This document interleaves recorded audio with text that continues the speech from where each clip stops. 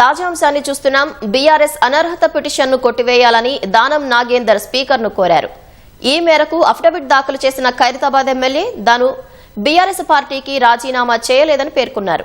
Media కథనాల ఆధారంగానే party మారినట్లు BRS భావిస్తోందని ప్రస్తావించారు. దానం అఫిడవిట్ కు సంబంధించిన మరిన్ని వివరాలను మా ప్రతినిధి తిరుపాల్ అడిగి తెలుసుకుందాం. తిరుపాల్, బీఆర్ఎస్ అనర్హత పిటిషన్ల వ్యవహారంలో స్పీకర్ కు దానం సమర్పించిన అఫిడవిట్ లోని ముఖ్యాంశాలేంటి?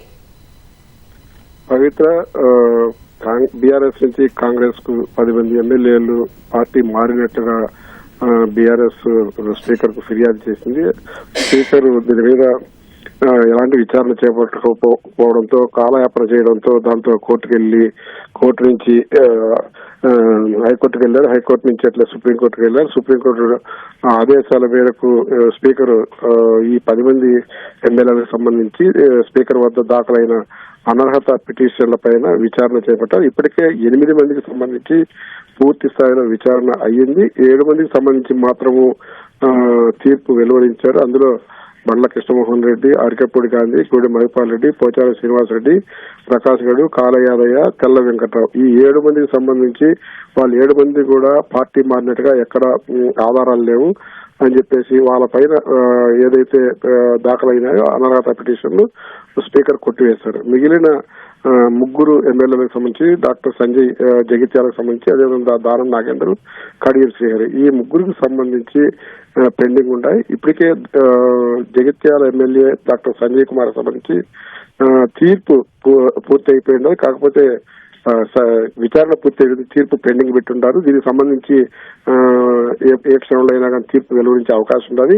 మరొక వైపు ఇటీవల సుప్రీంకోర్టు ఇచ్చిన డైరెక్షన్స్ ప్రకారం 2 వారాల్లో ఈ దానం నాగేందర్, కడియం శ్రీహరికి సంబంధించి కూడా విచారణ పూర్తి చేసి స్టేటస్ ఇవ్వాలని చెప్పేసి కోరింది. అందులో భాగంగా దానం నాగేందర్ ఈ నెల 30వ తేదీన విచారణకు పిలుస్తున్నట్టుగా షెడ్యూల్ విడుదల చేశారు. దానికి సంబంధించి ఎవరైతే దానం నాగేందర్ మీద పిటిషన్లు దాఖలు చేశారో వాళ్ళకు కూడా నోటీసులు ఇచ్చారు. పిటిషన్ దాఖలు చేసిన ఎమ్మెల్యే కౌశిక్ రెడ్డికి, అదేవిధంగా బీజేపీ ఎల్పీ నేత మహేష్ రెడ్డి, వీళ్ళిద్దరికి కూడా నోటీసులు ఇచ్చారు. ఈ నెల 30వ తేదీన ఈ పిటిషన్ సంబంధించి సాక్ష్యాలు నమోదు చేసడానికి స్పీకర్ షెడ్యూల్ సిద్ధంగా చేస్తున్నారు. ఇప్పటికే వాళ్ళందరికీ కూడా ఇచ్చారు. అయితే ఈ లోపలే ఈ మధ్యాహ్నం ఉన్న ఫలంగా దానం నాగేందర్ ఒక అఫిడవిట్ ఫైల్ చేశారు స్పీకర్ వద్ద. బీఆర్ఎస్ నుంచి తాను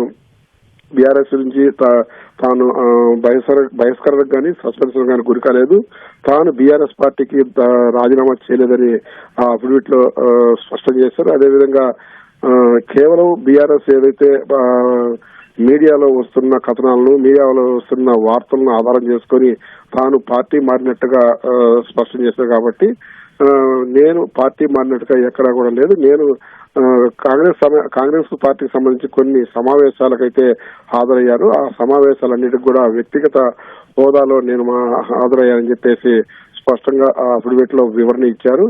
అయితే ఏదైతే బీఆర్ఎస్ అనర్హత పిటిషన్ లో పొందుపరిచారో ఆ అంశాలను మాత్రమే పరిగణలోకి తీసుకొని విచారణ చేపట్టాలని చెప్పేసి ఆ పిటిషన్ లో పేర్కొన్నారు. పవిత్ర,